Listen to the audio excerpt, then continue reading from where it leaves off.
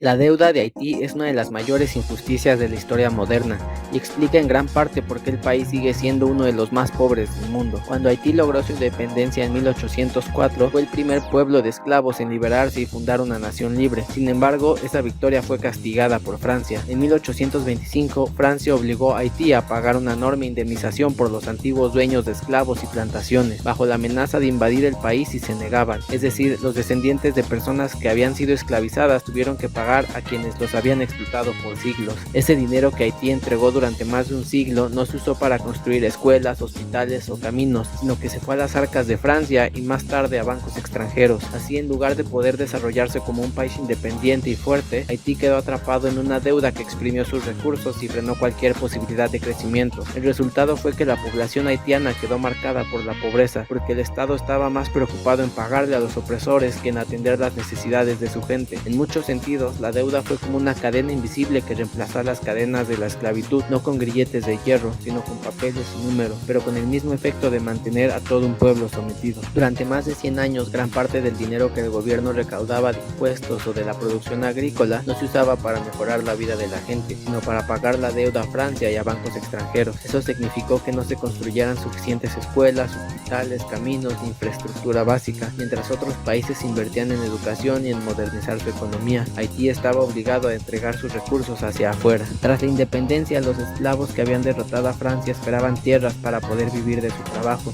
Sin embargo, pronto surgió una nueva clase dominante local, formada por militares, políticos y comerciantes que acaparó las mejores tierras. La mayoría quedó con parcelas mínimas o directamente sin acceso, condenados a la subsistencia. Haití fue empujado por las potencias a producir para la exportación café, azúcar y añil. Eso significaba que las tierras fértiles se dedicaban a cultivos de exportación, no a alimentar al pueblo. La producción agrícola sirvió para generar excedentes que terminaban en manos de comerciantes y potencias extranjeras, mientras el campesino haitiano seguía en la pobreza.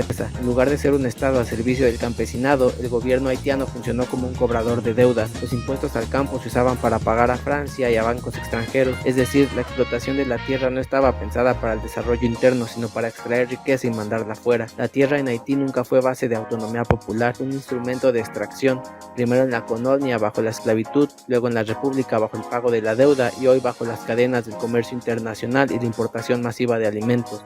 Lo que debería ser un recurso de vida se convirtió en un medio para mantener la dependencia. El campesino haitiano no se le permitió convertirse en productor libre, siempre estuvo subordinado a los grandes propietarios, al Estado cobrador de deudas o al mercado internacional. Esa subordinación estructural explica por qué, incluso teniendo tierra fértil, Haití no logra romper con la miseria, porque la tierra no fue usada para construir soberanía, sino para seguir alimentando a otros.